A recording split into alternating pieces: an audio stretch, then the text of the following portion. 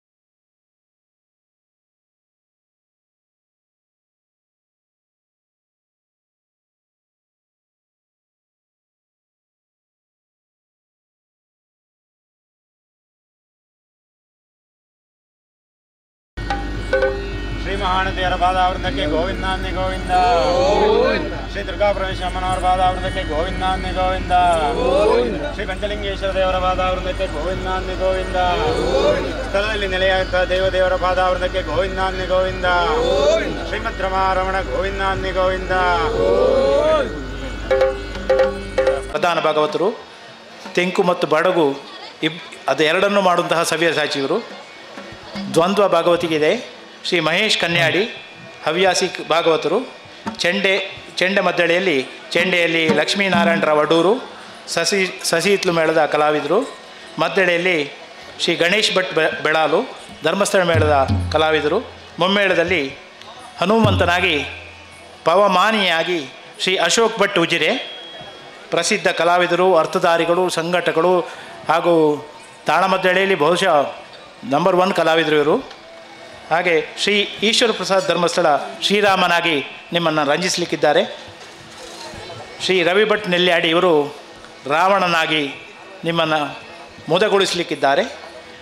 ಶ್ರೀ ರಮಣ ಆಚಾರ್ಯ ಕಾರ್ಕಳ ಇವರು ಇಂದ್ರಜಿತವಾಗಿ ನಿಮ್ಮನ್ನು ರಂಜಿಸಲಿಕ್ಕಿದ್ದಾರೆ. ಹವ್ಯಾಸಿ ಕಲಾವಿದರು, ವಕೀಲರು ಹೌದು ಹಾಗೂ ಒಳ್ಳೆಯ ಅರ್ಥಧಾರಿಗಳು ಕೂಡ ಹೌದು. ತಾಳಮದ್ದಳೆ ತುಂಬ ಅರ್ಥವನ್ನು ಕೇಳಿದ್ದೇನೆ ನಾನು ಇವರದ್ದು. ನಿತಿನ್ ಆಚಾರ್ಯ ಪಡುಬಿದ್ರೆ ಲಕ್ಷ್ಮಣನಾಗಿ ಒಂದು ಹಾಡು ಕೇಳಬೇಕು ಅಂತ ನನಗೆ ಭಾಳ ಆಸೆ ಉಂಟು. ನಾರಿ ಚೋರ ನಣುಗ ಬಲಿಪರದ್ದು ಕೇಳಿದ್ದು ಈಗಲೂ ಕಿವಿಯಲ್ಲಿ ಕೇಳ್ತಾ ಉಂಟು. ನಾರಿ ಚೋರ ನಣುಗ ಅಂತ ಆ ಹಾಡು ಇವತ್ತು ಕೇಳಬೇಕು ಅಂತ ಭಾಳ ಆಸೆಯಲ್ಲಿ ಕೂತಿದ್ದೇನೆ ನಾನು. ನವೀನ್ ಚಂದ್ರ ಶರ್ಮಾ ಮಾಯಾ ಸೀತೆಯಾಗಿ ನಿಮ್ಮನ್ನು ರಂಜಿಸಲಿಕ್ಕಿದ್ದಾರೆ.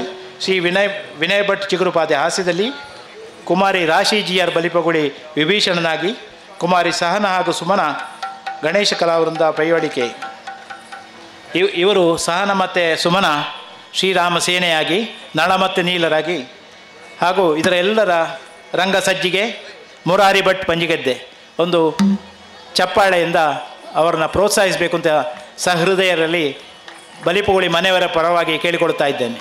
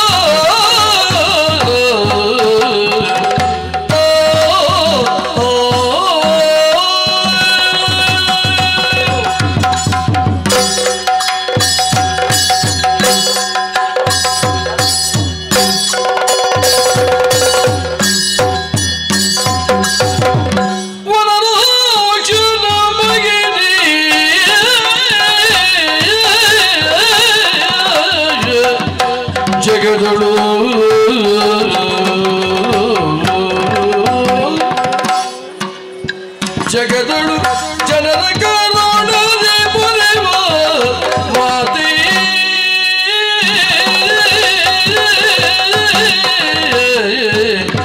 ಜಗದಳು ಜನರ ಕಾರಣದೆ ಬರೆವ ಮಾತೆ ಮಾತೆ ಮಾತೆ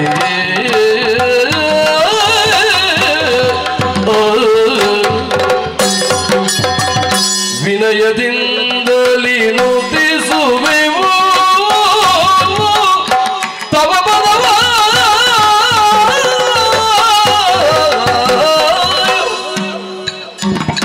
ವಿನಯದಿಂದಲಿ ನುತಿಸುವೆವು ತವ ಪದವ ತವ ಪದವ ವರಜಲೋಚನೆ ಪಾಲಿಸಮ್ಮನು ದೇವಿ ವನದು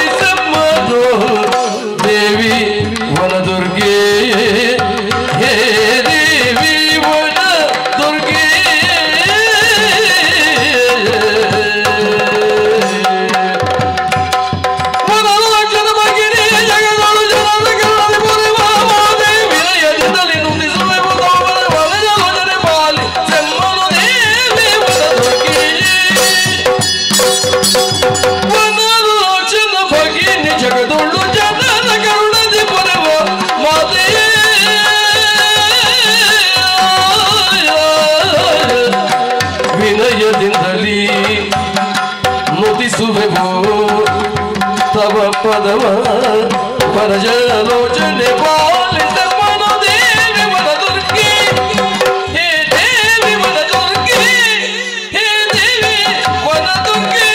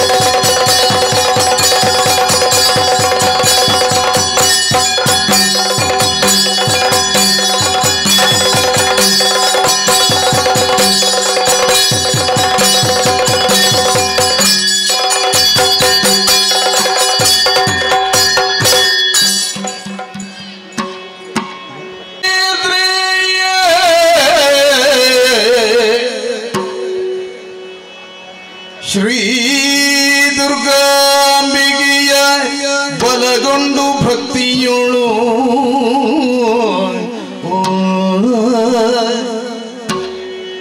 ಅಂಬಿಕಾ ಸುತ ವಿಘ್ನರಾಜನ ಪಿರಿದು ಸಮಸ್ತುದಿಸಿ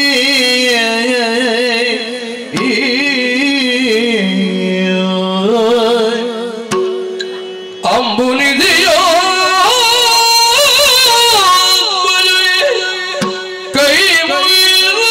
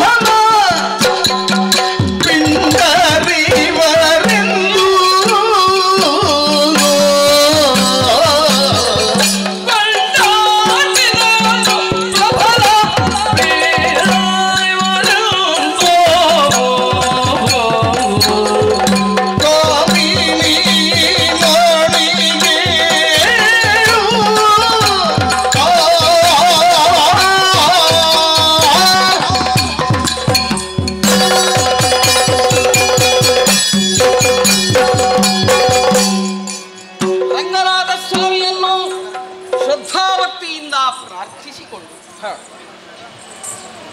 ತಮ್ಮ ಲಕ್ಷ್ಮಣ, ಅಣ್ಣ, ಶರಣಶ್ರೇಷ್ಠ ವಿಭೀಷಣ, ಸುಗ್ರೀವಾದಿ ಕಪಿವೀರರೇ, ನಿಮ್ಮನ್ನೆಲ್ಲ ಕಂಡಾಗ ಅತೀವವಾದಂತಹ ಸಂತಸ ನನಗಾಗುತ್ತಿದೆ. ಸೂರ್ಯವಂಶ ವರಿಷ್ಠನಾಗಿ ಸುದೀರ್ಘವಾಗಿ ರಾಜ್ಯಭಾರವನ್ನು ಮಾಡಿದವರು ನನ್ನ ದಶರಥ ಚಕ್ರವರ್ತಿಗಳು. ಕಾಲಗರ್ಭದಲ್ಲಿ ಅಡಗಿರುವಂತಹ ಸತ್ಯವನ್ನು ಯಾರೂ ತಿಳಿಯುವುದಕ್ಕೆ ಶಕ್ತರಲ್ಲ. ನಾವೆಣಿಸಿದಂತೆ ಲೋಕದ ವ್ಯವಹಾರ ಸಾಗುವುದಿಲ್ಲ. ದೈವಚಿತ್ತ ಬೇರೆಯೇ ಇರುತ್ತದೆ. ಮನುಷ್ಯ ಚಿತ್ತ ಈ ಲೋಕದಲ್ಲಿ ನಿತ್ಯ ಎನ್ನುವ ಸತ್ಯ ನಮಗೆ ಪ್ರತಿಯೊಂದು ಹೆಜ್ಜೆಯಲ್ಲಿಯೂ ವ್ಯಕ್ತವಾಗುತ್ತಿದೆ.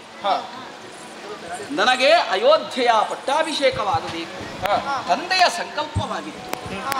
ಆದರೇನು, ತಂದೆ ಕೈಕಾಮಾತೆಗೆ ನೀಡಿದಂತಹ ವರವೇ ಕಾರಣವಾಗಿ ಅದೇ ಸಂದರ್ಭವನ್ನೇ ಬಳಸಿಕೊಂಡು ತನ್ನ ಮಗ ಭರತನಿಗೆ ರಾಜ್ಯಾಭಿಷೇಕ, ರಾಮ 7 ವರ್ಷ ಕಾಡಿನ ವನವಾಸ, ಈ ಮಾತನ್ನು ಹೇಳಿಕೊಂಡಾಗ ತಂದೆ ಒಲ್ಲದ ಮನಸ್ಸಿನಿಂದ ನನ್ನಲ್ಲಿ ಸೂಚಿಸಿ ಅರ್ಥ ಮಾಡಿಕೊಂಡೆ. ಪಿತೃವಾಕ್ಯ ಪರಿಪಾಲನೆ ಮಾಡಬೇಕಾದದ್ದು ಹಿರಿಯ ಮಗನಾಗಿ ನನಗ ಆದ್ಯ ಕರ್ತವ್ಯ. ಈ ನೆಲೆಯಿಂದಲೇ ನಾನು ಕಾಡಿಗೆ ಹೊರಟು ನಿಂತಾಗ ನನ್ನನ್ನು ಅನುಸರಿಸಿ ಬಂದವನು ನೀನು. ನಿನಗೇನು ವ್ರತ ಪರಿಪಾಲನೆ ಇರಲಿಲ್ಲ. ಛಾಯಾನುವರ್ತಿನಿಯಾಗಿ ಪತಿಯಲ್ಲಿರ್ತಾನೋ ಅಲ್ಲಿಯೇ ಸತಿಯಾದವಳು ಇರಬೇಕಾದದ್ದು ಧರ್ಮ ಎನ್ನುವ ಪತಿವ್ರತ ಧರ್ಮವನ್ನು ಎತ್ತಿ ಹಿಡಿದು ನನ್ನನ್ನು ಅನುಸರಿಸಿ ಬಂದವಳು ಜಾನಕಿ. ಹಾಗೆ ಪ್ರಜಾಜನರು ಎಲ್ಲರೂ ಹೊರಟು ಬಂದು ಗಂಗಾ ನದಿಯವರೆಗೆ ಬಂದು ಗುಹನ ಮೂಲಕವಾಗಿ ಗಂಗಾ ನದಿಯನ್ನು ತರಿಸಿ ಪ್ರಜೆಗಳಿಗೆ ತಿಳಿಯದಂತೆ ಅವರನ್ನೆಲ್ಲ ಅಯೋಧ್ಯೆಗೆ ಕಳುಹಿಕೊಡುವುದಕ್ಕೆ ಸೂಕ್ತ ವ್ಯವಸ್ಥೆಯನ್ನೂ ಮಾಡಿ ಅಲ್ಲಿಂದ ಮುಂದುವರಿದು ಚಿತ್ರಕೂಟವನ್ನು ಸೇರಿದೆವಲ್ಲ. ತಮ್ಮನಾದಂತಹ ಭರತ ಅಲ್ಲಿಗೆ ಬಂದ. ಅಣ್ಣ, ನೀನಿಲ್ಲದ ಅಯೋಧ್ಯೆ ಅದು ಅರಣ್ಯ ಸದೃಶವಾಗಿದೆ. ನೀನು ಬರಬೇಕು, ನೀನು ಅಯೋಧ್ಯೆಯ ಸಿಂಹಾಸನವನ್ನೇರಬೇಕು. ನನಗೆ ಅಯೋಧ್ಯೆಯ ಸಿಂಹಾಸನ ಬೇಕಾಗಿಲ್ಲ. ನೀನು ಜ್ಯೇಷ್ಠ ಪುತ್ರ, ಅರ್ಹತೆಯನ್ನು ಹೊಂದಿದವನು ಎಂದು ಹೇಳಿದಾಗ ಅವನಿಗೂ ಸಮಾಧಾನದ ಮಾತನ್ನು ನಾನು ಹೇಳಿದೆ. 14 ವರ್ಷಗಳು ಕಳೆದು ಖಂಡಿತವಾಗಿಯೂ ಅಯೋಧ್ಯೆಯನ್ನು ಸೇರ್ತೇನೆ, ನೀನು ಅಲ್ಲಿಯವರೆಗೆ ಆಳ್ವಿಕೆಯನ್ನು ನಡೆಸು ತಮ್ಮ ಸಮಾಧಾನವನ್ನು ಹೇಳಿದೆ. ಆದರೂ ಅಲ್ಲದ ಮನಸ್ಸು ನನ್ನ ಪಾದುಕೆಯನ್ನೇ ಕೊಂಡೊಯ್ದಿದ್ದಾನೆ. ಅದನ್ನು ಅಯೋಧ್ಯೆಯ ಸಿಂಹಾಸನದಲ್ಲಿ ಇರಿಸಿ ನನ್ನ ಮೂಲಕವಾಗಿ ಪರೋಕ್ಷವಾಗಿ ಪಾದುಕೆಯನ್ನೇ ಇರಿಸಿ ಆತ ರಾಜ್ಯಭಾರವನ್ನು ನಂದಿಗ್ರಾಮದಲ್ಲಿದ್ದುಕೊಂಡು ನನ್ನಂತೆ ಜಟಾವಲ್ಕಲಧಾರಿಯಾಗಿ ಆಳ್ವಿಕೆಯನ್ನು ನಡೆಸುತ್ತಿದ್ದಾನೆ. ಪ್ರಜೆಗಳಿಗೆ ಯಾವುದೇ ತೆರನಾದಂತಹ ಕುಂದು ಕೊರತೆಗಳು ಬಾರದಂತೆ ನೋಡಿಕೊಳ್ಳುವಂತಹ ಹೊಣೆಗಾರಿಕೆಯನ್ನು ಹೊತ್ತುಕೊಂಡಿದ್ದಾನೆ. ಇನ್ನು ಚಿತ್ರಕೂಟದಲ್ಲಿದ್ದರೆ ಸಮಸ್ಯೆ ಆಗ್ತದೆ. ಅಯೋಧ್ಯೆಗೆ ಬಹಳ ದೂರವಿಲ್ಲ, ಮತ್ತೆ ಮತ್ತೆ ಯಾರಾದರೂ ಬರುವುದಕ್ಕೆ ಸಾಧ್ಯತೆ ಇದೆ. ರಾಮ, ನೀನು ಅಯೋಧ್ಯೆಗೆ ಬರಬೇಕು. ಕೇಳುತ್ತಾ ಕೇಳುತ್ತಾ ಬರುತ್ತಾ ಇದ್ರೆ ನನ್ನ ವ್ರತಕ್ಕೆ ಭಂಗವಾಗ್ತದೆ. ನನ್ನ ಯಾವ ಮಹತ್ತಾದಂತಹ ಸಂಕಲ್ಪವಿದೆಯೋ ಅದಕ್ಕೆ ತೊಡಕಾಗ್ತದೆ ಎಂಬ ಉದ್ದೇಶದಿಂದ ಅಲ್ಲಿಂದ ನೇರವಾಗಿ ಮುಂದುವರಿದೆ. ಅನೇಕ ಋಷಿ ಮಹರ್ಷಿಗಳ ಸಂದರ್ಶನ ಯೋಗ ನಮಗೆ ಪ್ರಾಪ್ತವಾಯಿತು. ಪಂಚವಟಿ ಕ್ಷೇತ್ರವನ್ನು ಸೇರಿದೆವು. ಪರ್ಣಕುಟಿಯನ್ನು ಮಾಡಿಕೊಂಡು ವಾಸವಿದ್ದ ಕಾಲಕ್ಕೆ ಅಲ್ಲಿ ಶೂರ್ಪನಖ ಪ್ರಕರಣ ನಡೆಯಿತು. ಆ ಬಳಿಕ ಜಾನಕಿಯ ಅಪಹರಣ ಅಲ್ಲಿ ನಡೆಯಿತು.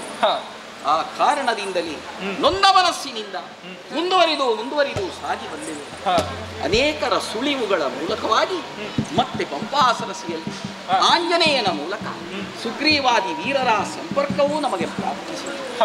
ಆ ಸುಗ್ರೀವ ಜೊತೆಯಲ್ಲಿ ಕಪಿವೀರರು ಇವರ ಸಹಯೋಗದಿಂದ ನಮ್ಮ ಮಹತ್ತಾದಂತಹ ಉದ್ದೇಶ ಏನಿದೆ, ದುರುಳನಾದಂತಹ ರಾವಣನ ನಾಶ, ಆ ಮೂಲಕವಾಗಿ ಜಾನಕಿಯ ಬಿಡುಗಡೆ, ಈ ಸಂಕಲ್ಪವನ್ನು ಇರಿಸಿಕೊಂಡು ನಾವು ಮುಂದುವರಿದಿದ್ದೇವೆ. ಬೃಹತ್ತಾದ ಮುದಿಗೆ ಕಪಿವೀರರ ಸಾಹಸದಿಂದ ಬಲಿಷ್ಠವಾದಂತಹ ಒಂದು ಸೇತುವೆ ನಿರ್ಮಾಣವಾಗಿದೆ. ಅಂಗದನನ್ನು ಸಂಧಾನಕ್ಕೆ ನಾವು ಕಳಿಸಿದೆವು. ಆದರೆ ಸಂಧಾನ ವ್ಯರ್ಥವಾಗಿ ಅವನೊಡನೆ ಎಷ್ಟು ಹೇಳಿದರೂ ಆ ರಾವಣ ನಮ್ಮ ಮಾತನ್ನು ಕೇಳುವ ಸ್ಥಿತಿಯಲ್ಲಿಯೇ ಇಲ್ಲ. ಆತ ದುಷ್ಟನಿದ್ದಾನೆ. ಆದ್ದರಿಂದಲೇ ಅವನ ವ್ಯವಹಾರ ಏನು ಎನ್ನುವುದು ಅವನ ಮಾತಿನ ಮೂಲಕವಾಗಿಯೇ ನಮಗೆ ಪ್ರಕಟವಾಯಿತು. ಅಂಗದನ ಸಾಹಸಕ್ಕೆ ಮೆಚ್ಚದವರಾರುಂಟು, ಕಂಗೊಳಿಪ ಜಾಂಬವರು ಕಷ್ಟ ಕೊದಗಿಯರು. ಅವರು ನಮ್ಮನ್ನು ಅನುಸರಿಸಿ ನಾವು ಯಾವುದೇ ಸಂದರ್ಭಕ್ಕೆ ಸಿಲುಕಿದಾಗ ನಮಗೆ ತೊಡಕಾದಾಗ ಸೂಕ್ತ ಸಲಹೆಗಳನ್ನು ನೀಡುವುದರ ಮೂಲಕ ಕಪಿವೀರರಿಗೆಲ್ಲ ಚೈತನ್ಯವನ್ನು ತುಂಬಿ ಆ ಮೂಲಕವಾಗಿ ನಮ್ಮ ಕಾರ್ಯ ತತ್ಪರತೆಗೆ ಬಂಧವಾಗಕೂಡದು ಎಂಬ ಉದ್ದೇಶದಿಂದ ನಮಗೆ ಬಹುಪಕಾರವನ್ನು ಮಾಡಿದರು. ಹಾಗೆಯೇ ಇಲ್ಲಿರುವಂತಹ ಈ ಕಪಿವೀರರೆಲ್ಲ ಸಣ್ಣ ಸಣ್ಣ ಸಾಧನೆಯನ್ನು ಮಾಡಿದವರು ಹೇಳು, ಮಹತ್ತಾದಂತಹ ಸಾಧನೆಯನ್ನು ಮಾಡಿದ ಈ ಕಪಿವೀರರನ್ನು ಕಂಡಾಗ ಮನಸ್ಸಿಗೆ ಸಂತೋಷವಾಗುತ್ತಾ ಇದೆ. ಈ ಶರಣಶ್ರೇಷ್ಠನಾದಂತಹ ವಿಭೀಷಣ ನಾವು ಈ ಲಂಕೆಗೆ ಬಂದಾಗ ಇಲ್ಲಿಯ ಪ್ರತಿಯೊಂದು ವಿದ್ಯಮಾನಗಳನ್ನು, ರಾಕ್ಷಸರ ಮಾಯಾ ಜಾಲವನ್ನು ಸ್ಪಷ್ಟವಾಗಿ ಹೆಜ್ಜೆ ಹೆಜ್ಜೆಗೆ ಹೇಳುತ್ತಾ ಬಂದು ರಾಮ ಸೇನೆ ಮುಂದುವರಿಯುವುದಕ್ಕೆ, ದುಷ್ಟ ದಮನದ ಕಾರ್ಯಕ್ಕೆ ಪೂರಕವಾಗಿ ಸಹಾಯವನ್ನಿತ್ತವನು. ಇವನಿಗಿಂತ ಆಪ್ತ ನನಗಿನ್ ಯಾರಿದ್ದಾರೆ? ಲಕ್ಷ್ಮಣ, ಕಳೆದಂತಹ ಯುದ್ಧದ ಕುರಿತಾಗಿ ನಾವು ಯೋಚನೆಯನ್ನು ಮಾಡುತ್ತಿದ್ದೇವೆ. ಆದರೆ ಸಮಯವನ್ನು ನೋಡಿದೆಯಾ? ಬಲಿದೊಡೆದುದೈ ನಮ್ಮ ಬಲವಿಂದಿನಲಿ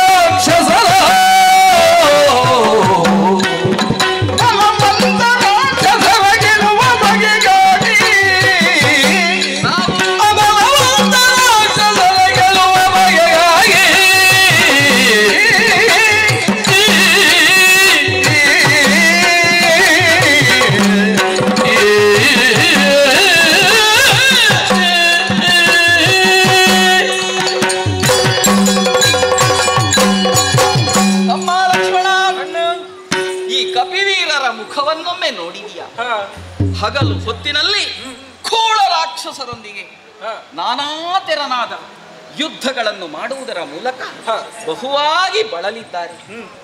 ವಿಭೀಷಣನೂ ಅಷ್ಟೇ ನಮಗೆ ಸಲಹೆಗಳನ್ನು ಕೊಡುತ್ತಾ ನಮ್ಮನ್ನು ಅನುಸರಿಸಿ ಮುಂದುವರಿಯುತ್ತಾ ಆ ಮೂಲಕವಾಗಿ ಆತನಿಗೂ ಬಳಲಿಕೆಯಾಗಿದೆ.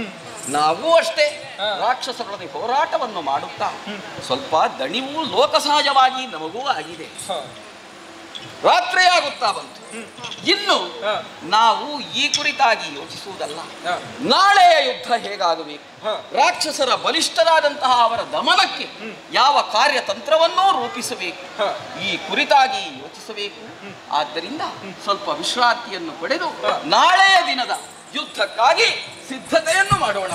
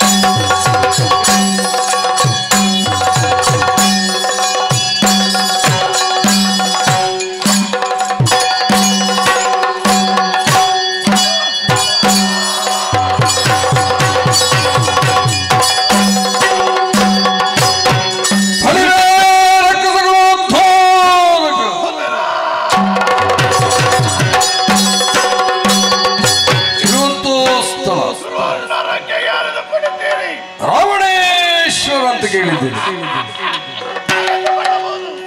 ಓಲಗ ಕೊಟ್ಟ ಬರೀ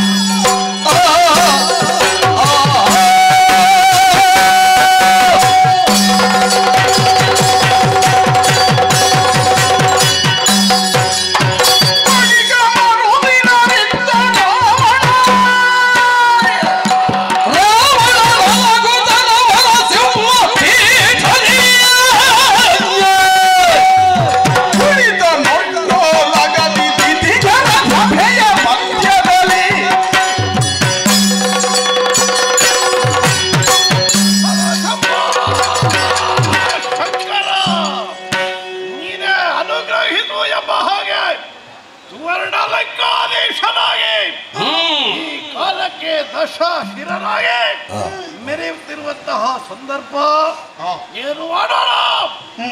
ಸೀತೆಯನ್ನು ಎಳೆದೊಯ್ದ ಅಂದಿನಿಂದ ಇಂದಿನವರೆಗೆ ನಾ ಕೂತದ್ದೇ, ನಿಂತದ್ದೇ, ಮಲಗಿದ್ದೆ. ಏನು ಮಾಡೋಣ? ಏನು ಮಾಡುವ? ಈ ಕಾಲಕ್ಕೆ ಅಲಗುವರ ಸಿಂಹ ಪೀಠದಿ ಕುಳಿತ ಹಾಗಾಗಿದೆ. ಸೀತೆಯ ವಿಚಾರದಲ್ಲಿ ಅದೆಷ್ಟೋ ಕನಸುಗಳನ್ನು ಹೊತ್ತಿದ್ದೆ. ಆದ್ರೆ ಏನು ಮಾಡೋಣ? ಅವಳ ಮೈ ಮುಟ್ಟುವುದಕ್ಕೆ ಸಾಧ್ಯವಾಗದೆ ಹೋಯಿತು. ಆದರೂ ಇನ್ನಲ್ಲ ನಾಳೆ ಹೊಲಿಯುತ್ತಾಳೆ ಎಂಬ ಹಾಗೆ ಭ್ರಮೆಯಲ್ಲೇ ಇದ್ದೆ. ಸಾಗರಕ್ಕೆ ಸಂಕವನ್ನು ಬಲಿದರಲ್ಲ, ಸೇತುವೆಯನ್ನು ಬಲಿದ ರಾಮ ಕಪಿ ಘಟನವನ್ನು ಸೇರಿ ಇಲ್ಲಿಯವರೆಗೆ ಬಂದು ನಮ್ಮನ್ನೆಲ್ಲ ಹಾಳುಗೆಡಹುವುದಕ್ಕೆ ನೋಡಿದ್ದಾರೆ. ಇತಿಶ್ರೀ ಆಡುವುದಕ್ಕೆ ನೋಡಿದ ರಾಮನ ಪಾಳಯವನ್ನು ಇತಿಶ್ರೀ ಮಾಡುವುದಕ್ಕಾಗಿಯೇ ನಾವು ಕಾದು ಕುಳಿತುಕೊಂಡಿದ್ದೇವೆ. ಅದಕ್ಕಾಗಿ ಕೆಲವರು ಹೇಳಿದ್ರು ರಾಮನನ್ನು ರಾಮ ದೇವರು ಅಂತ, ಕೆಲವರು ರಾಮ ದೇವರಲ್ಲ ರಾಮ ನರ ಎಂಬ ಹಾಗೆ ಹೇಳಿದ್ರು. ಆದ ಕಾರಣವೇ ನರಾಂತಕ ದೇವಾಂತಕರನ್ನುವಂತಹ ರಕ್ಕಸರನ್ನು ಕಳುಹಿ ಕೊಟ್ಟ ಯುದ್ಧಕ್ಕೆ. ಅವರನ್ನು ಕೊಂದರಲ್ಲ ಇದೇ ಚಿಂತೆಯಲ್ಲ. ನಮ್ಮವನಾದ ಏನಾದ ಅವ ಅಲ್ಲಿಯೇ ಸತ್ತು ಹೋದ. ಅತಿಕಾಯ ಮಡುಗಿದ ವಾರ್ತೆ ನನಗೆ ಕಪ್ಪಿಣದ ಕಡಲೆ ಆಗಿ ಹೋಯಿತು. ಆದ್ರೂ ಇಂದಿನ ಈ ಸಭೆ ಇತ್ತೀಜರ ಸಭೆಯ ಮಧ್ಯದಲ್ಲಿ ಕುಳಿತು ಮಾಡುವಂತಹ ವ್ಯವಹಾರ ಸಭಾ ಸದನವಾಗಿ ಹೋಯಿತಲ್ಲ. ಇದಕ್ಕೆ ಕಾರಣ ಏನು?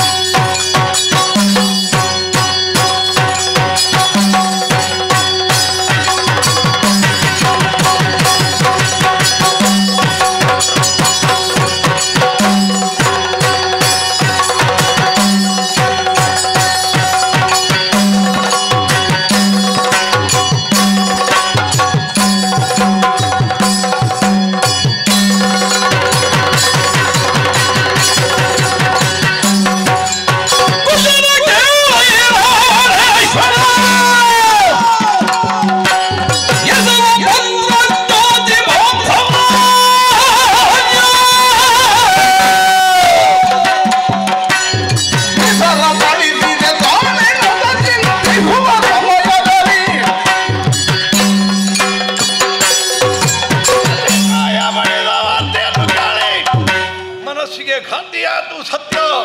ಅದಕ್ಕಾಗಿ ಮಕರಾಕ್ಷನ್ನು ಕಳುಹಿಸಿದ್ದಾರೆ. ಮಕರಾಕ್ಷ ಏನಾದ ಯುದ್ಧಾಂಗಣದಲ್ಲಿ ಮಕರಾಕ್ಷ ಏನು ಮಾಡ್ತಾ ಇದ್ದಾರೆ ಎನ್ನುವ ವಾರ್ತೆಯ ತಿಳಿದು ಬಂದಿಲ್ಲವಲ್ಲ, ಏನಾಯ್ತು?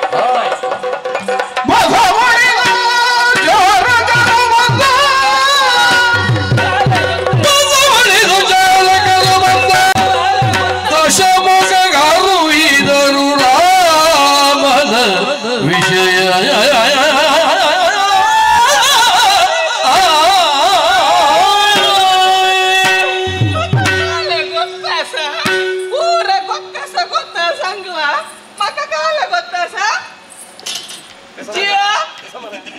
ಕಾಲ ಕೂತಾವು ಜಿಯೋ ಜಿಯೋ ಅದಿಲ್ಲಿ ಸಿಗುದಿಲ್ಲ ಇಲ್ವಾ ಆಹಾ ರಾಯರೇ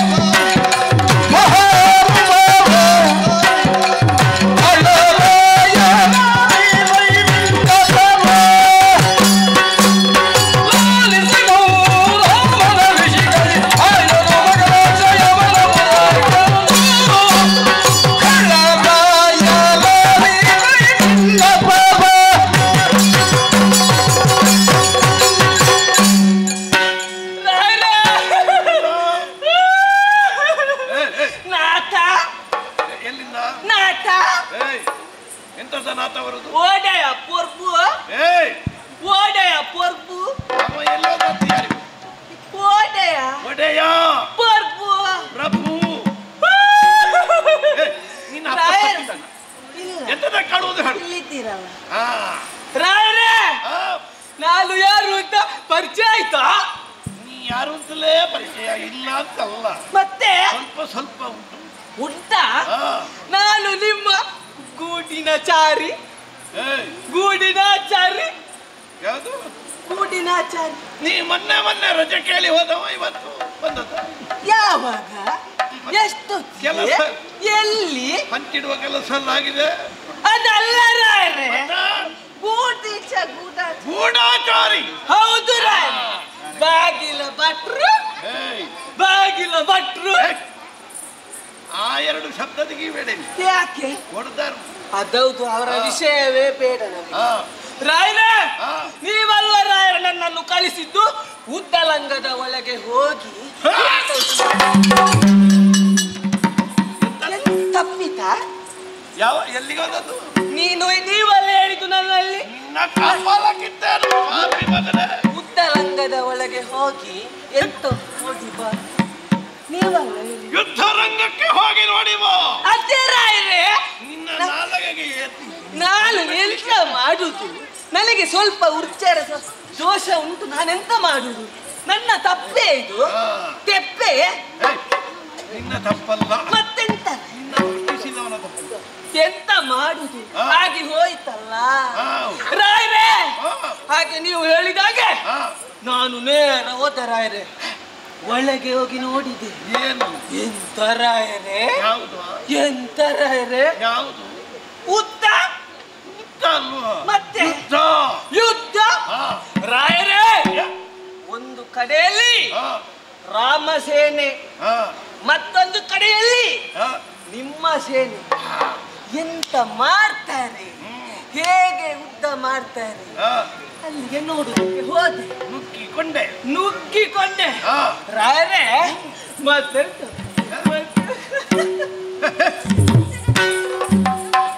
ನಿನಗೆ ಎಲ್ಲಿ ಇರಬೇಕು ಅಂತ ಗೊತ್ತುಂಟ, ಎಲ್ಲಿ ಕುಳಿತುಕೊಳ್ಬೇಕು ಅಂತ ಗೊತ್ತುಂಟ.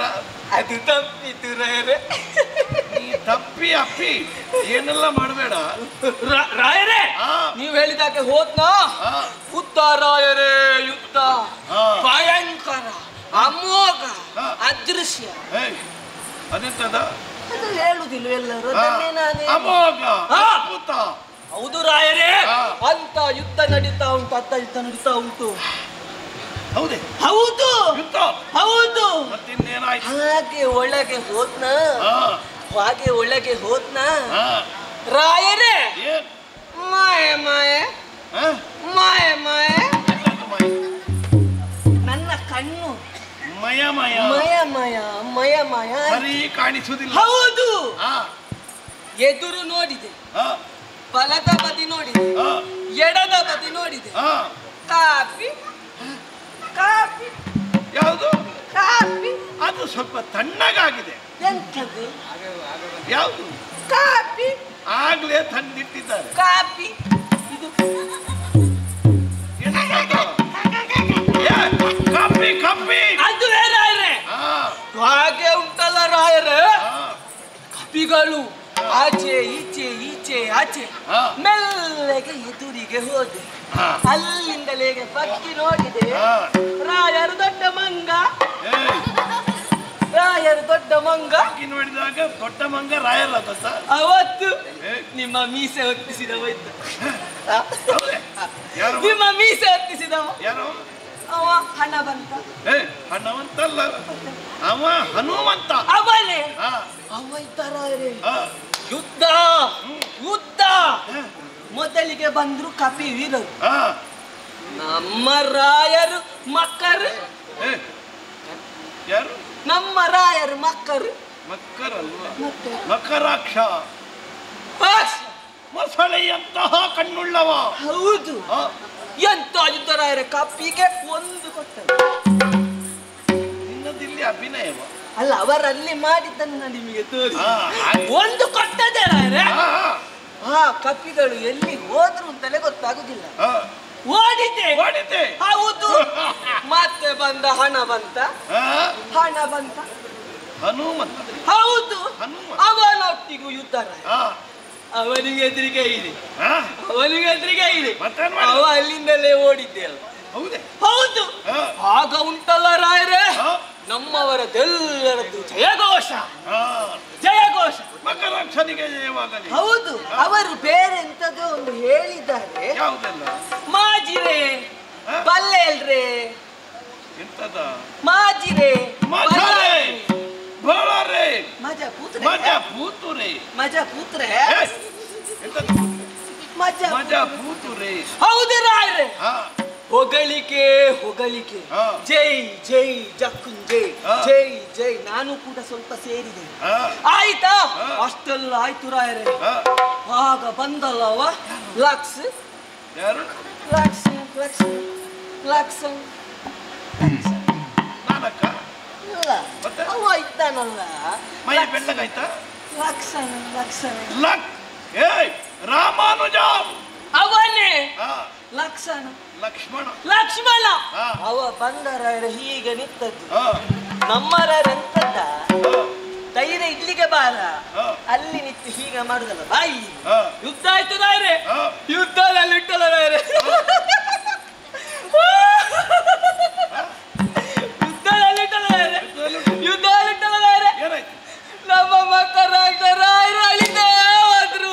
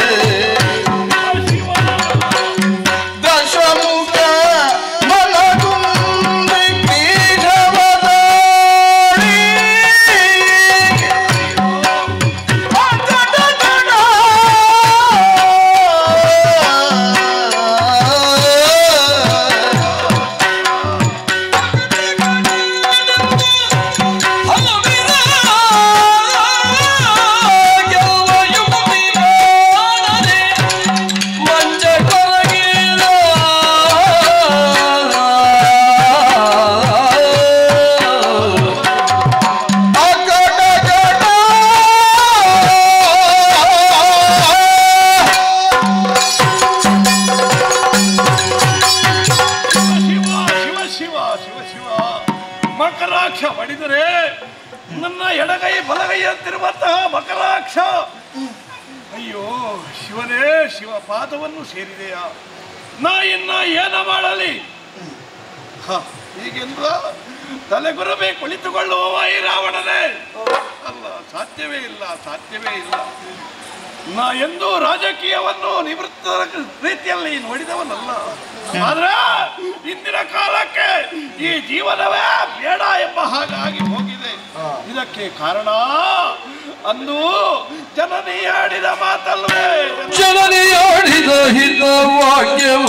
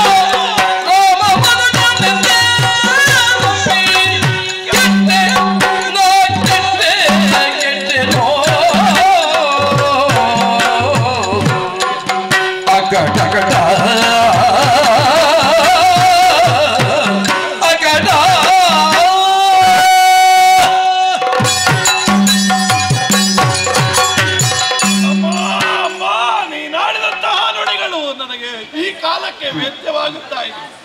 ಮಗನೇ ರಾವಣ, ನೀ ನಡೆಯುತ್ತಿರುವಂತಹ ಹಾದಿ ಸರಿಯಲ್ಲ ಮಗನೇ, ಸರಿಯಲ್ಲ. ಸೀತೆಯನ್ನು ರಾಮನಿಗೆ ಒಪ್ಪಿಸು. ನಮ್ಮ ಗಣನವನ್ನೆಲ್ಲ ಸಂಪ್ರೀತಿಯಿಂದಲೇ ಸಾಕಿ ಸಲಹಿಕೊಂಡು ಬಾ ಮಗನೇ ಎಂಬ ಹಾಗೆ ಉಪದೇಶವನ್ನಿತ್ತು. ಅಮ್ಮನ ಹಿತ ನುಡಿ ನನಗೆ ಈಗ ಮಿಡಿಯಾಗುವುದಕ್ಕೆ ಪ್ರಾರಂಭವಾಗಿದೆ. ಶಿವನೇ, ಅಮ್ಮನ ಮಾತನ್ನು ಧಿಕ್ಕರಿಸಿ ನನ್ನಂತೆ ದಾರಿಯಲ್ಲಿ ನಡೆದೆ. ಈ ಕಾಲಕ್ಕೆ ಆ ದಾರಿಯೇ ಮುಳ್ಳಾಗಿ ಪರಿಣಮಿಸಿದೆ ಅಲ್ಲ. ನನ್ನ ಅನುಜ ವಿಭೀಷಣ, ಅಣ್ಣ, ಈ ರೀತಿಯಲ್ಲಿ ನೀ ವ್ಯವಹರಿಸುವುದು ಸರಿಯಲ್ಲ ಎಂಬ ಹಾಗೆ ನೀತಿ ವಾಕ್ಯವನ್ನು ಹೇಳಿದ. ಆ ನೀತಿಯನ್ನು ಧಿಕ್ಕರಿಸಿ ಆನೆ ನಡೆದಂತೆ ದಾರಿ ಎಂಬ ಹಾಗೆ ಮುನ್ನಡೆದೆ. ಎಲ್ಲವೂ ಹಾಳಾಗಿ ಹೋಯಿತಲ್ಲ. ಇಷ್ಟಕ್ಕೆಲ್ಲ ಕಾರಣ ನನ್ನ ಅನುಜ ತಂಗಿ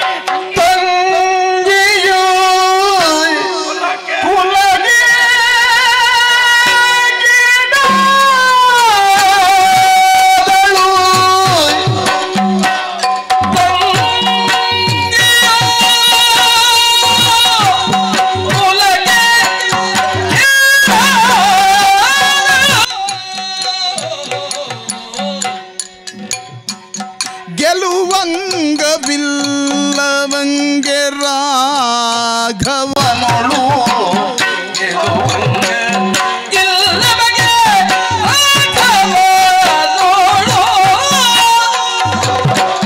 ಮುಂಗೈವ ಕಚ್ಚವೇ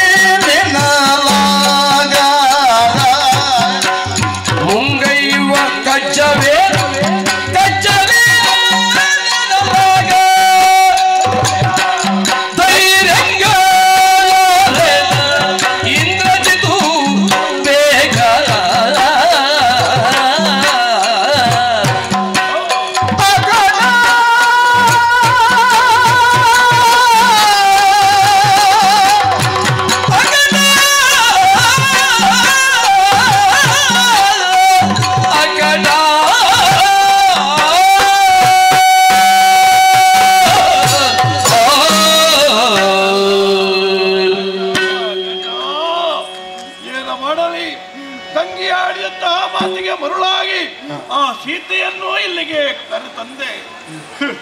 ಪುಷ್ಪಕ ವಿಮಾನದಲ್ಲಿ ಕುಳ್ಳಿರುವಾಗಲೇ ಪಾಕ ನಡುಗಿತ್ತು, ಅದರಿತ್ತು. ಆದ್ರೆ ಏನು ಮಾಡೋಣ, ಸತ್ಯಾದ ಮಂಡೋದರಿಗೆ ಧೈರ್ಯವನ್ನು ಹೇಳಿದೆ. ಆದ್ರೆ ಸಾಕಾಗ್ಲಿಲ್ಲ. ಅವಳ ಮಾಂಗಲ್ಯಕ್ಕೂ ಕುತ್ತು ಬಂದು ಎಂಬ ಹಾಗೆ ಕನಸನ್ನು ಕಟ್ಟಿಸು.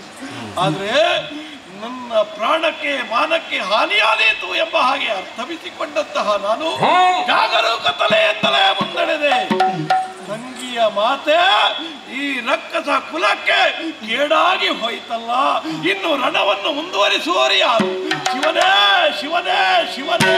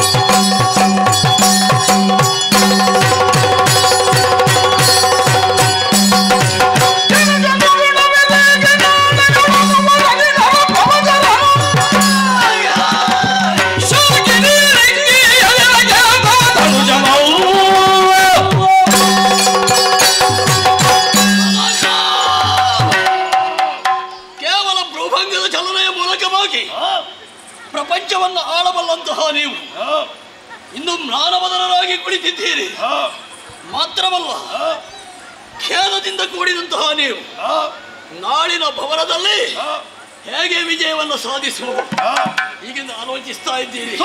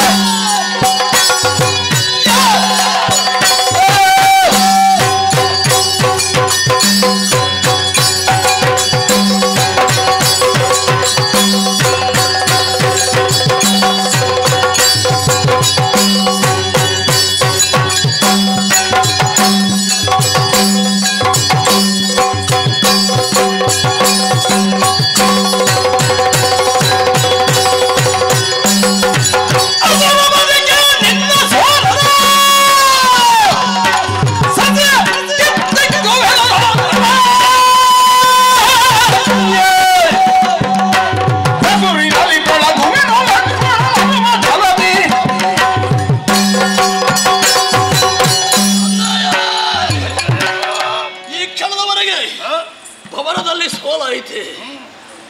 ಇಂದ್ರಜಿತ ಇರುವಾಗ ಸೋಲಗಳನ್ನೆಲ್ಲ ನಿವಾರಣೆ ಮಾಡಿ ವಿಜಯವಧವನ್ನು ತಂದುಕೊಡಬಲ್ಲಂತಹ ತೇಜಸ್ಸು ನನ್ನಲ್ಲಿದೆ. ಇಂದು ಯುದ್ಧದಲ್ಲಿ ಆ ರಾಮನಿಂದ ನೆಡಲ್ಪಟ್ಟಂತಹ ಸೋಲು ಎನ್ನುವ ಸಸಿಯನ್ನ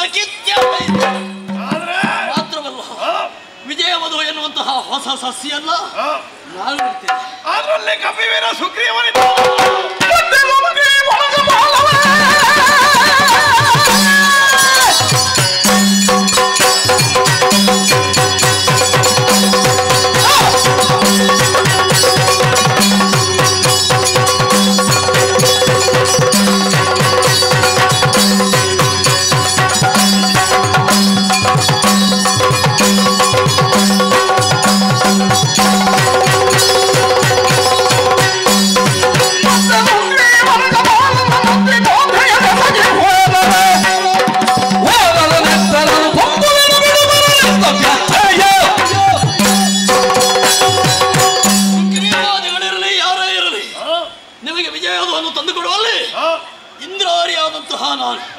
ನಿಮ್ಮ ಸುಕುಮಾರ ಇಂದ್ರಜಿತ್ತು ನಾನಿದ್ದೇನೆ.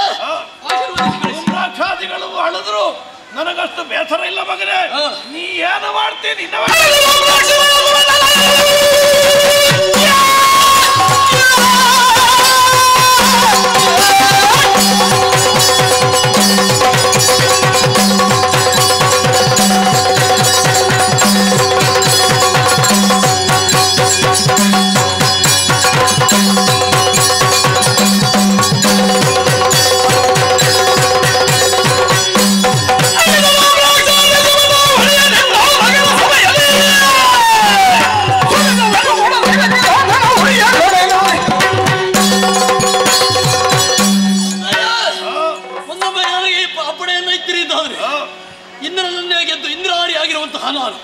ವಿಜಯವಧುವನ್ನು ಈ ಕ್ಷಣದಲ್ಲಿ ತಂದು ಕೊಡ್ತೇನೆ. ನಿನ್ನ ಬಗ್ಗೆ ಧೈರ್ಯ ಬಿಡಬೇಕ. ಸರಿ, ನಿನ್ನ ಸಾಹಸ, ಧೈರ್ಯ, ಶೌರ್ಯಕ್ಕೆ ನಾ ಮೆಚ್ಚಿದವನಿದ್ದಾರೆ. ಇಂದ್ರನ್ನೇ ಸೋಲಿಸಿ ಇಂದ್ರಾರಿಯಾದವ ನೀನು. ಅಪ್ಪಣೆಯನ್ನು ಕೊಡಿ ಮಗನೇ. ಅದು ಹೊಂಬಟ್ಟದಲ್ಲಿ ವೀಳ್ಯವನ್ನು ಇಟ್ಟಿದ್ದೇನೆ. ಹೋಗು, ಜಯಶೀಲನಾಗಿ ಬಾ.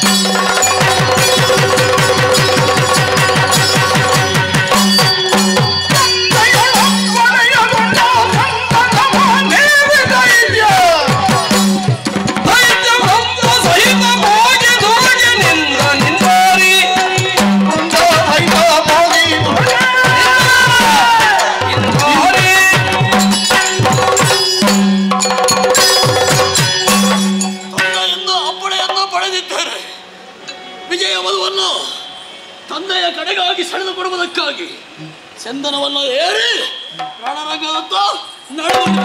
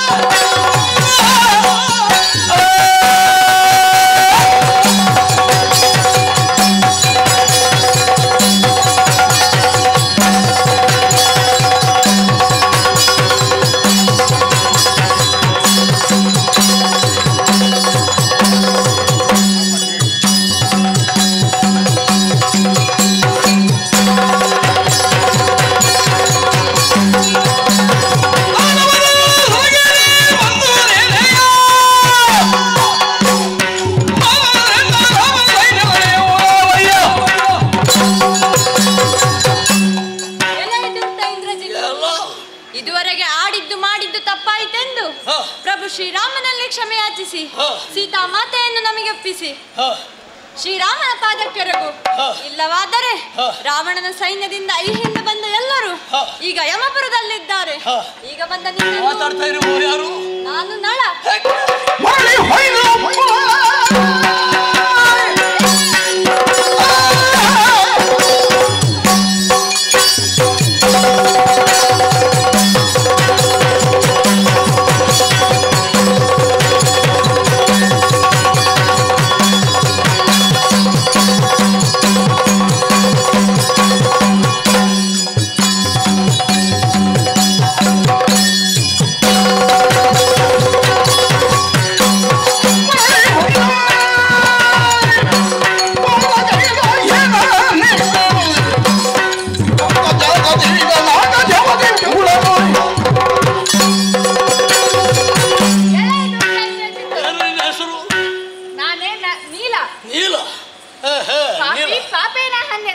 ತಾನು ಮಾಡಿದ ಪಾಪವು ತನ್ನನ್ನೇ ಕೊಲ್ಲುತ್ತದೆ ಎಂಬ ವಾದದಂತೆ ತಾಯಿಯಾದ ಜಾನಕಿಗೆ ಮಾಡಿದ ಪಾಪದಿಂದ ರಾವಣನು ತನ್ನೆಲ್ಲ ಬಳಗದೊಂದಿಗೆ ಯಮಪುರಿಗೆ ಹೊರಟು ನಿಂತಿದ್ದಾನೆ.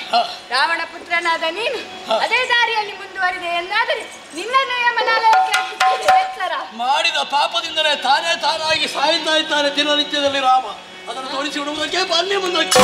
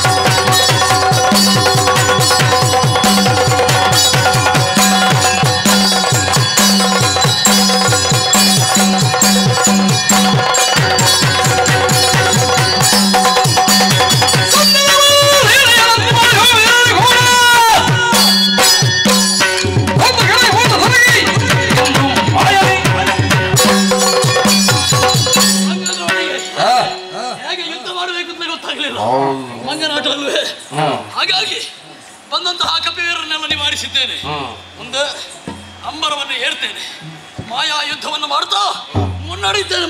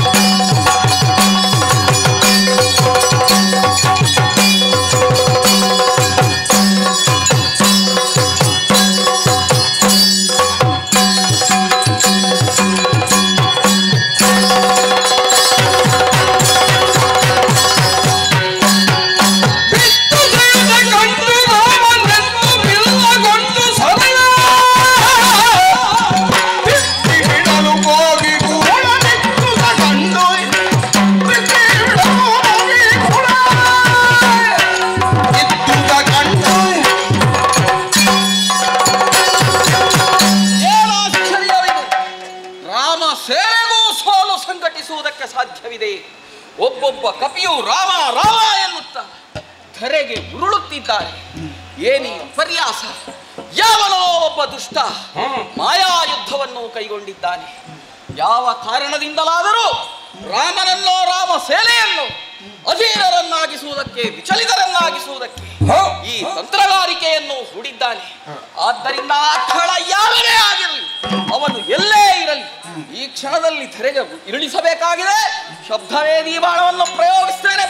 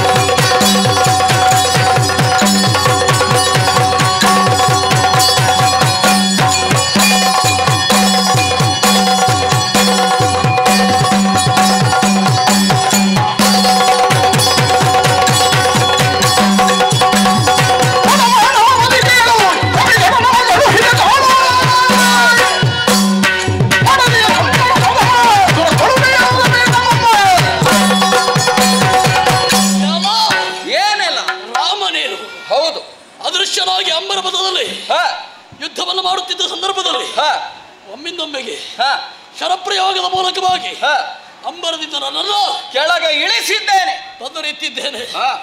ಮಾನವ ಪತಿ ನೀನು, ದಾನವರಾಗಿ ಹುಟ್ಟಿದ ನನ್ನಯ್ಯ 14 ಲೋಕಗಳನ್ನ ಏರುವಂತಹ ಎತ್ತರವನ್ನ ಗಳಿಸಿಕೊಂಡ ಮಾತ್ರವಲ್ಲ, ಇಂದ್ರನನ್ನೇ ಗೆಲ್ಲಬಲ್ಲಂತಹ ಮಗನಾದ ನನ್ನನ್ನು ಪಡೆದ ನೀನು ಮಾನವಪತಿ. ನಿನಗಾಗಬೇಕಾದಂತಹ ಪಟ್ಟಾಭಿಷೇಚನವನ್ನು ಮಾಡಿಸಿಕೊಳ್ಳಿಕ್ಕಾಗಲಿಲ್ಲ, ಕೈ ಹಿಡಿದ ಪತ್ನಿಯನ್ನು ಉಳಿಸಿಕೊಳ್ಳಿಕ್ಕಾಗಲಿಲ್ಲ. ನಿನ್ನ ಅಧಪತನ ನನ್ನಿಂದ ಇಂದು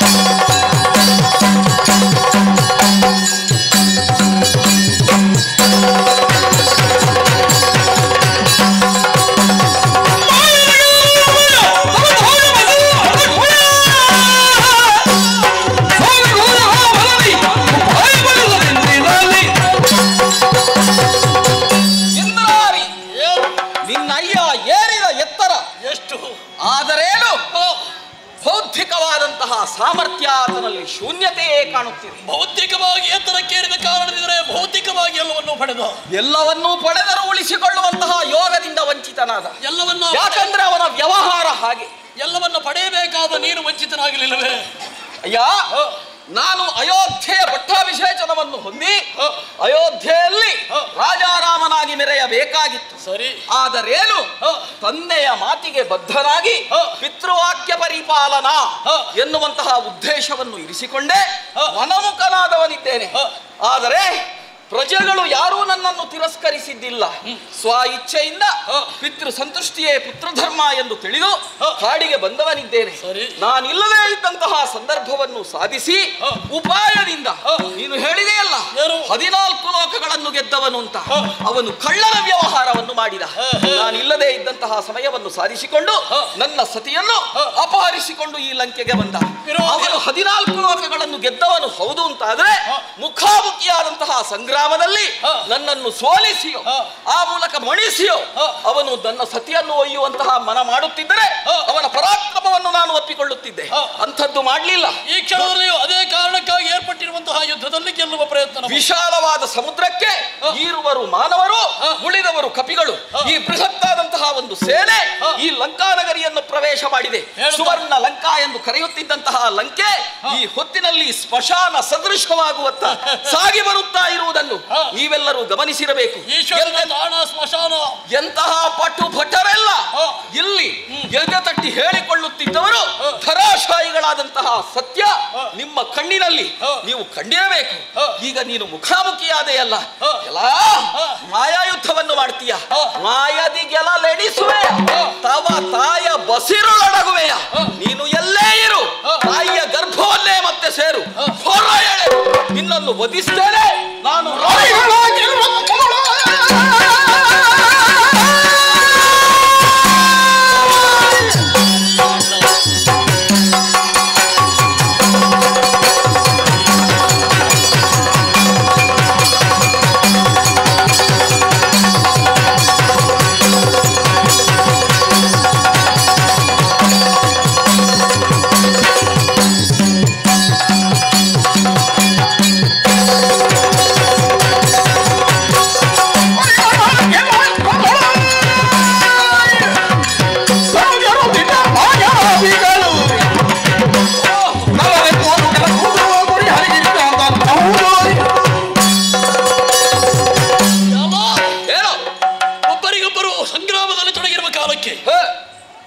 ಅವರ ಮೇಲೆ ಮೇಲ್ಕೈಯನ್ನು ಪಡೆಯಬೇಕು ಅಂತಾದ್ರೆ ಅವರಿಗಿಂತ ವಿಶೇಷವಾದ್ದನ್ನು, ಪ್ರಯೋಗದಲ್ಲಿ ವಿಚಿತ್ರವಾದ್ದನ್ನು ಪ್ರಯೋಗಿಸಬೇಕಾಗುತ್ತದೆ. ಮಾನವರಾದ ನಿಮ್ಮ ಮೇಲೆ ಅತಿಶಯವನ್ನು ಸಾಧಿಸಿದ ನಾವು, ಅತಿಶಯವಾದ ಮಾಯಾವಿದ್ಯೆಯನ್ನು ಬರುವಂತಹ ನಾವು ತನ್ಮೂಲಕವಾಗಿಯೇ ನಿಮ್ಮನ್ನ ಗೆಲ್ಲಲಿಕ್ಕೆ ಬಯಸಿದ್ರೆ ತಪ್ಪಲ್ಲ. ನೋಡಯ್ಯ, ಮಾಯೆ ಎನ್ನುವುದು ಶಾಶ್ವತವಾಗಿ ಉಳಿಯುವುದಕ್ಕೆ ಸಾಧ್ಯವೇ ಇಲ್ಲ. ಕೇವಲ ಕಾರ್ಯವನ್ನು ಸಾಧಿಸುವುದಕ್ಕೆ ಕ್ಷಣ ಮಾತ್ರದಲ್ಲಿ ಆ ವ್ಯವಹಾರ ನಿಮ್ಮದು ಸಾಗುತ್ತದೆ. ಸ್ಥಿರವಾಗಿ ಉಳಿಯುವಂಥದ್ದು ಯಾವುದು? ಯಾವುದು ಸತ್ಯವೋ ಅದು ಸ್ಥಿರ. ಇದನ್ನು ತಿಳಿದುಕೊಳ್ಳಬೇಕಾಗಿತ್ತು. ರಾತ್ರಿಯ ಮೂಲಕ ಹಗಲನ್ನು ಕಾಣಲಿಕ್ಕಾಗುತ್ತದೆ, ಹಾಗೆಂದು ರಾತ್ರಿ ಬೇಡ ಅಂತ ಹೇಳಲಿಕ್ಕೆ ಆಗುವುದಿಲ್ಲ. ಅದು ಲೋಕ ಧರ್ಮ. ಮಾಯೆಯ ಮೂಲಕ ಗೆಲ್ಲುವುದಕ್ಕಾಗಿ ಹವಣಿಸಿದೆವು. ಹಾಗೆಂತ ಮಾಯೆ ಮಾತ್ರ ಅಲ್ಲ, ನಿಜ ಭುಜ ಬಲವು ನಮ್ಮಲ್ಲಿದೆ. ಪರೀಕ್ಷಿಸಬೇಕು ಅಂತ ಪರೀಕ್ಷಿಸಬೇಕು.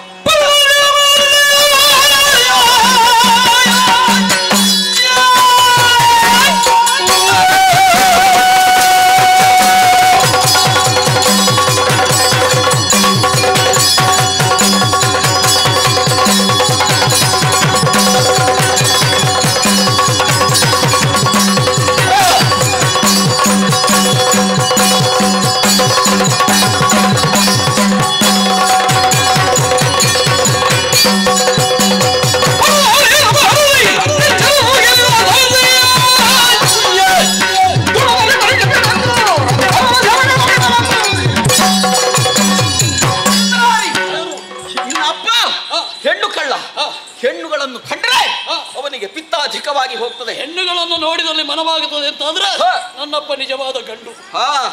ನೀನು ತಿಳ್ಕೊಂಡದ್ದು ಹಾಗೆ. ಆದರೆ ಪರ ಸ್ತ್ರೀಯರನ್ನು ಕೆಡಕುವುದಕ್ಕೆ ಹೋದ ಕಾರಣದಿಂದ ಎಷ್ಟು ಸಲ ಶಾಪಗ್ರಸ್ತನಾದ. ರಂಭೆಯ ಶಾಪ, ವೇದವತಿಯ ಶಾಪ, ಹೀಗೆ ಶಾಪಗಳ ಸರಮಾಲೆಯನ್ನೇ ಹೊತ್ತಂತಹ ನಿನ್ನ ಅಪ್ಪ ಅವರೆಷ್ಟು ದುಷ್ಟ. ಲೋಕಲೋಕಗಳು ತಿಳಿದುಕೊಂಡಿದ್ದಾರೆ. ಸಜ್ಜನರಿಗೆ ಬದುಕುವುದಕ್ಕಾಗುವುದಿಲ್ಲ ಎನ್ನುವುದು ಪ್ರಪಂಚದಲ್ಲಿ ವ್ಯಕ್ತವಾಗುತ್ತಾ ಇದೆ. ಅವನ ಮಗನಾದಂತಹ ನೀನು ಇಂದ್ರನನ್ನೇ ಜಯಿಸಿ ಇಂದ್ರಾರಿ ಎನ್ನುವಂತಹ ಹೆಸರನ್ನು ಸಂಪಾದಿಸಿಕೊಂಡಿರಬಹುದು. ಆದರೆ ಒಂದು ಬೆಟ್ಟಕ್ಕೆ ಮತ್ತೊಂದು ಬೆಟ್ಟ ಎತ್ತರವಾಗಿರ್ತದೆ. ಈ ಸತ್ಯವನ್ನು ತಿಳಿದಿಲ್ಲ. ನಾನು ಸೂರ್ಯವಂಶೀಯನಾದಂತಹ ರಾಮ. ಸೂರ್ಯನ ಕಿರಣ ಎಲ್ಲಿಯವರೆಗೆ ಈ ಭೂಮಿಯಲ್ಲಿ ಬೀಳ್ತದೋ ಅಲ್ಲಿಯವರೆಗೆ ಸೂರ್ಯವಂಶೀಯನಾದಂತಹ ರಾಮನ ಆಳ್ವಿಕೆ ಇದ್ದೇ ಇದೆ. ಸೂರ್ಯನನ್ನೇ ತಂದು ನಮ್ಮ ಮನೆಯಲ್ಲಿ ಮೆಟ್ಟಿಲನ್ನಾಗಿಸಿ ಮಾಡಿ ಕಾಡಿನಲ್ಲಿದ್ದರು ನಾಡಿನಲ್ಲಿದ್ದರು ರಾಮ ಯಾವ ತೆರನಾಗಿ ಕಾರ್ಯಪ್ರವೃತ್ತನಾಗ್ತಾನೆ ಎನ್ನುವುದನ್ನು ನೋಡು ಈ ಶರವರ್ಷದ ಮೂಲಕ.